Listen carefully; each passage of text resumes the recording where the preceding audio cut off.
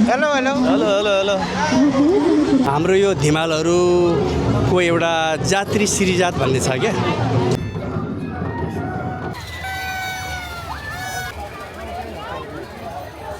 नमस्कार साथीहरू, के तपाईँहरू पनि म जस्तै नेपालका विभिन्न जाति धर्म समुदाय भाषालाई सम्मान गर्ने र उहाँहरूको विभिन्न चाडपर्वमा रमाउने हुनुहुन्छ भने आउनुहोस्। आज चाहिँ तपाईँले देख्न सक्नुहुन्छ म चाहिँ धिमाल समुदाय विशेष गरी नेपालको तराईमा पूर्वी तराईमा रहनुहुने धिमाल समुदायको जातेरी श्रीजात पर्वमा यहाँ चाहिँ मोरङको उर्लाबारी नजिकै रहेको मङ्गलबारेमा यसरी यो गेटभित्र चाहिँ धिमाल जातिहरूको आज भव्य मेला लागेको छ।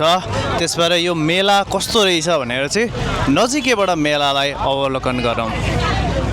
ल हेर्नुहोस्, म चाहिँ मेलाभित्र छिर्दैछु।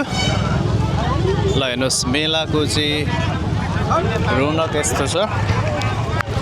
ल हेर्नुहोस्, हामी चाहिँ मेलाभित्र छिर्दैछौँ।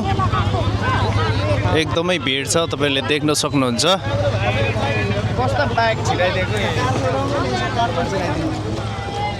ल हेर्नुहोस्,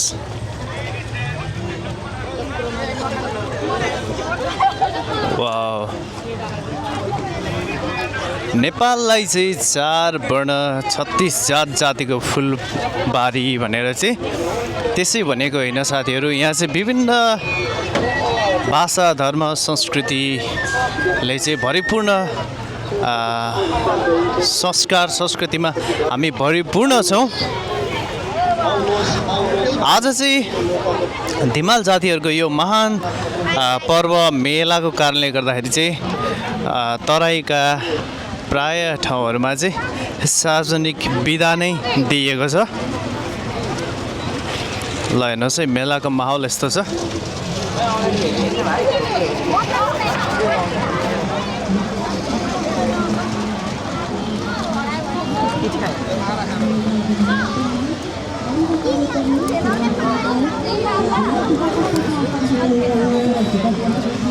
hello hello hello hello hello मेलाको माहौल यस्तो छ साथीहरू। भिडामभिड छ, एकदमै धेरै नै गर्मी छ। गर्मी एकदमै गर्मी भए तापनि मान्छेहरूको मेला घुम्ने मेला भर्ने क्रम जारी छ। सबैले हर्षोल्लासका साथ यो मेला पर्व यसरी मनाइँदैछ। धिमाल जातिहरूको महान पर्व जसको उपलक्ष्यमा विभिन्न सार्वजनिक संस्थाहरू विद्यालयहरूमा चाहिँ सार्वजनिक बिदा दिइएको छ।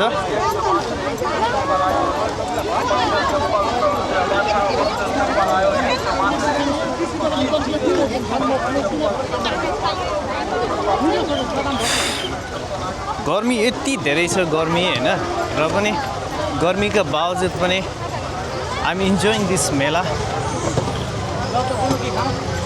ल हेर्नुहोस्,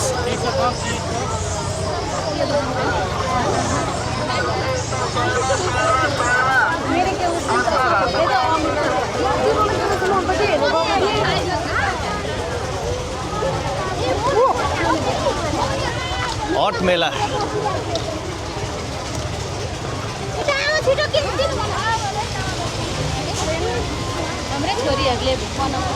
Wow, look at that.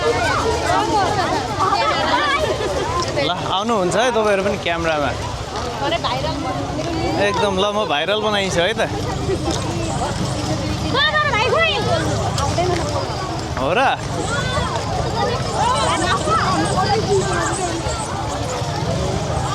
ल हेर्नुहोस्, मेलाको रौनक यस्तो छ है।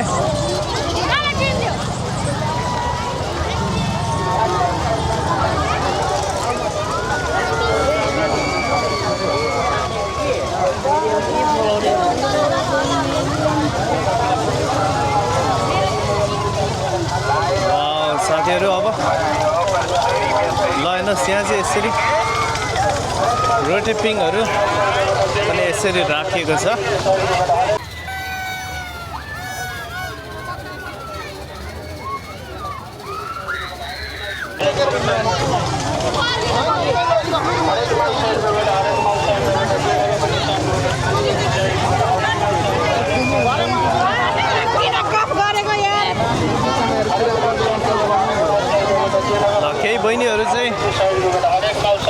केही बहिनीहरू चाहिँ यहाँ धिमाल जातिको वेशभूषामा सजाउ भएर आउनुभएको देख्न सक्छौँ हामी।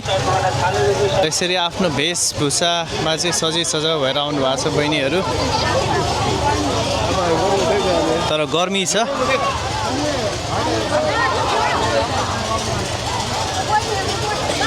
ल यहाँ चाहिँ यसरी पानहरू पनि राखिएको छ। ओहो के छ ल ह्याप्पी जात्रा है, ह्याप्पी मेला के छ सन्चै? ल ल ह्याप्पी मेलामा।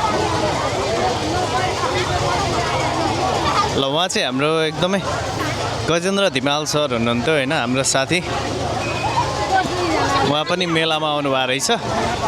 भेटघाट भयो, राम्रो लाग्यो, खुसी लाग्यो। धेरै यस्तो छ मेलाको माहौल।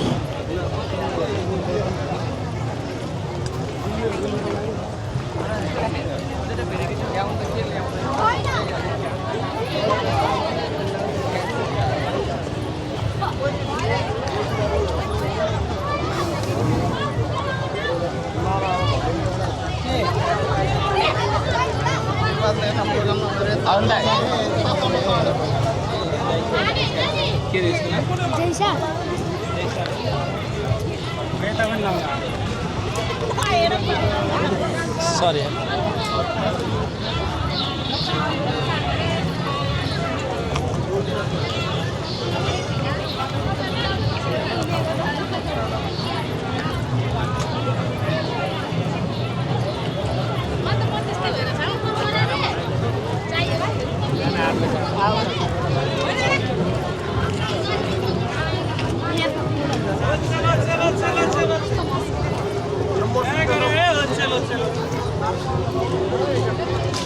ल हामी चाहिँ पर साथीहरू देख्न सक्छौँ होइन, धिमाल जातीय विकास केन्द्र भनेर, त्यहाँ पनि जानेछौँ है त।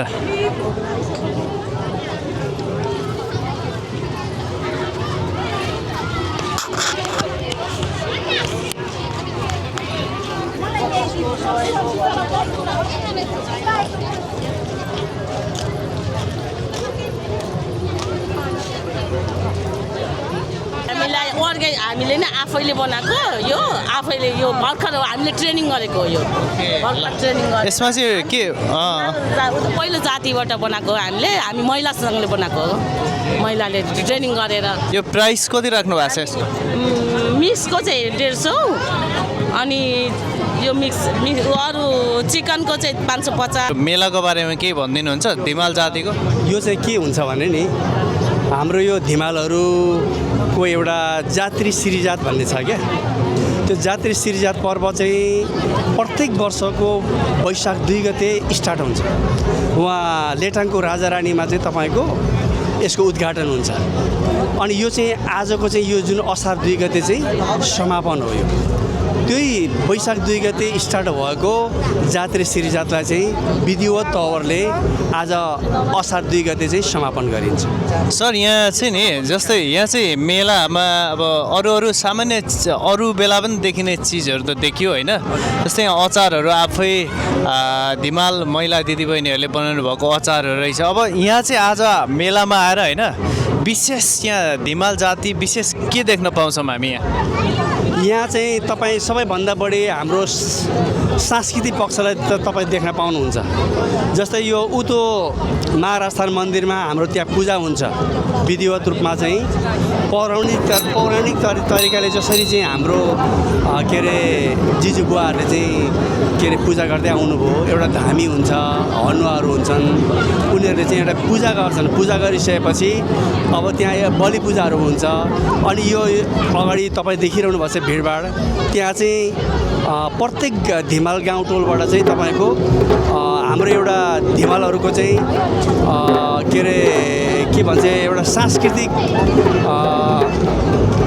सांस्कृतिक यो एउटा बाजा भन्छ क्या यसलाई, ढोल।